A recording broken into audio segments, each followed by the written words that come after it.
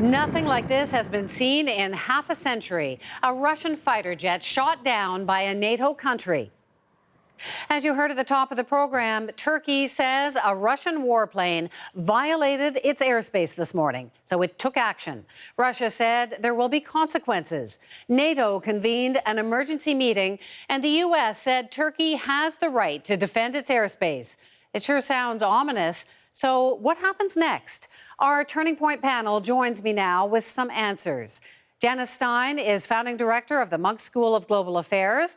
Samantha Nutt is the executive director of War Child Canada. And Saeed Khan in Detroit is a Middle East historian at Wayne State University. So welcome, everyone. We want to get to what's going to happen in the world in just a moment. But first, just to help people understand this region and how complicated it is, how the Russians and the Turks are arguing over whose airspace was involved here. Take a look at this map. This is where the plane was shot down, around this tiny finger of Turkish land that points into Syria. It's an area controlled by Syrian anti-Assad rebels who are supported by Turkey and have been targeted by the Russians, who, of course, are allies of Bashar al-Assad. So we'll get to the possible ramifications here in just a moment. But Janice, I'll start with you. How on earth could this have happened? As you said, Wendy, this is a tiny little finger, 2 miles wide. The Russian plane was 13 seconds into Turkish airspace, if in fact the Turks are correct. How does this happen? The planes stray. Communications gear doesn't function properly. Something can be wrong with the navigational system. It's not that uncommon an experience, but given the president of Turkey and the standing orders, it's not surprising that after the Russian aircraft was warned 10 times and did not respond, they shot it down. They might have thought that it was a hijacked aircraft. Well, it's not the first time, though. The Russian jets have been in this area before. They've been warned by other NATO countries as well of breaching this airspace. So, I mean, is it possible Russia knew what it was doing? I agree with Janice on this. I don't think that they did, but they have been fairly antagonistic towards the Turkish government, and they have gotten dangerously close in the past as well. So I believe that they were kind of pushing farther than they had been warned to go. And unfortunately, when you're at that kind of altitude, you can very easily drift across borders, and it leads to this kind of confrontation. But I think in general, Wendy, it really speaks to just how messy this conflict is, and the fact that Russia has been going after targets that they perceive to be legitimate, but then in fact are allied with, for example, the Turkish government and other groups that are seeking to oust ISIS. And unfortunately, this is what we're seeing now. We're seeing this chasm, this rift play out. So, Saeed, was this then bound to happen eventually? Well, I think it's an unfortunate incident, Wendy. I wouldn't say that Turkey was trigger happy, but they certainly were on a hair trigger of any kind of provocation or any kind of encroachment on their airspace. And part of that is, as Janice said, we have President Erdogan, who certainly carries with him an awful lot of bravado. And he recently had his political party sweep the parliamentary elections. And so he feels as though he has a mandate and even an obligation to act in a very muscular way. And of course, on the other side of the aisle, we have Vladimir Putin, who has almost cornered the market in flexing his muscles and asserting a certain kind of bravado and even machismo. What probably happened, as Sam said, is that there's a lot of antagonism that has been building up for a long time. Geography, I think, conspired here, but we also have to recognize that Putin and his forces have been targeting deliberately those forces which are allied with Erdogan, these Syrian Sunni moderates who are seen as the number one threat to the Assad regime, which of course is Putin's ally in Syria. Yeah, well, he was calling Turkey the accomplices of terrorists today, talking about serious consequences coming. So, Sam, what is Russia going to do? How dangerous has the world become?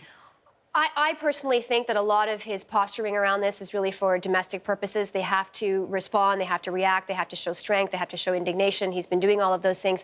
But in reality, when you look at the energy relationship between Turkey and Russia, for example, when you look at the fact that Russia, that 60% of natural gas that Turkey acquires comes from Russia, that Russia needs Turkey in order to be able to export its oil up into Europe. I mean, there are some very practical economic realities at play here. And so while everyone will express their anger and their disappointment and their upset, ultimately these partners have to work together, and I think that it will eventually come to that. Jen? So I'm a little more sober, I think. Economic interdependence has never stopped leaders from causing trouble. And you have two quite extraordinary people here.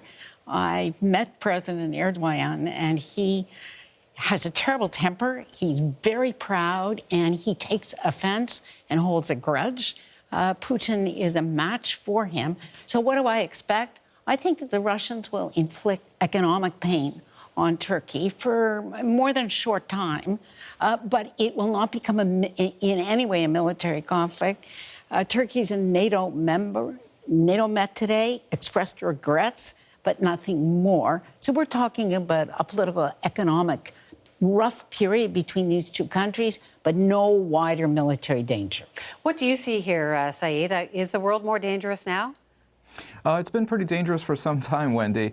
In the case of Russia versus the West, this is now the second area where we see this kind of a very tense relationship. Of course, Ukraine, the Crimean Peninsula, and Russian intervention there, with a myriad sanctions and quite a bit of rhetoric that has been imposed on that situation as well. I agree that in this situation there will be some economic posturing, but ultimately I don't see any of the parties are looking for an escalation. If Turkey had been threatened in a much more demonstrative way, if there was an act of aggression against it, then Turkey as a NATO member state would have it within its rights to go ahead and invoke Article 5 of the NATO Charter, which then says an attack on one member state is an attack on all member states. NATO does not want Turkey to invoke that. No one has the stomach to then get embroiled into another major conflagration here. But, Saeed, after Paris, those attacks, it seemed that the world was sort of, perhaps in a moment, coming together, Russia and the U.S. Talking. Will this harm any efforts at ceasefire talks in Syria? Well, the ceasefire talks, Wendy, had been going on well before Paris, really since the end of October. And there is some promise that these ceasefire talks may yield success. It is a very complicated situation. In fact, even yesterday, President Putin was meeting with Grand Ayatollah Ali Khamenei. They both pledged to prevent any kind of external effort to unseat the Assad regime. And I think the language is very important here. They're not looking for having anybody from the outside impose their will, but they are talking about democratic elections to be held within 18 months in Syria, and allowing for both displaced Syrians as well as other members of the Syrian diaspora to participate in those elections. So this idea then of having negotiations underway may suffer some in the case that there may be a suspension, there may be a walkout, maybe even a postponement of these talks for a few weeks. But ultimately, it seems as though all parties have too much invested in simply walking away completely from it. So what impact do you see in the region, Janice, either in terms of the civil war or in the fight against ISIS, which Canada is involved in? It is, and the number one issue right now, and that's why President Hollande is in Washington and going on to Moscow, is building a coalition to really ramp up the military fight against ISIS. President Hollande is driven by this now. He's also the natural mediator between Turkey, and he has good relationships with the Turks and very good relationships with the Russians. Well, Hollande is off to see Putin later this week.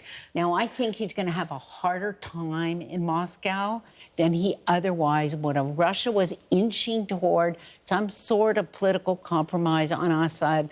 You know, leave Assad in place for a bit and we'll worry after we deal with ISIS. That's going to be much harder now for Hollande than it would have been had this not taken place. And that's really the key here, because what this really shows is just how divided the strategy is, how fractured these groups are. You've got, on the one side, you've got Russia, you've got Iran that really are invested in propping up Assad, that they see that as the front line in terms of defeating ISIS.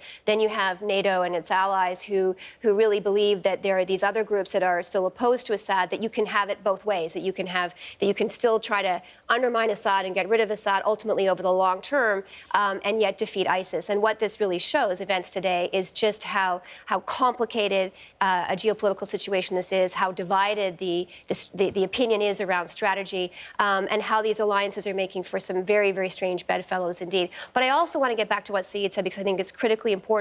It also points to why the peacekeeping process is so very necessary. We do need a peace deal because in order for us to have any kind of common front against ISIS, we need a common strategy, and we need to bring these players to the table. And as long as one or two of them feel that they can still win, they will be less invested in that process. So, Saeed, are you arguing that in spite of all the scary headlines that we saw today, we haven't seen this in 50 years, that it's really not as scary as the headlines make it seem, that this will get worked out as well as it was ever going to get worked out?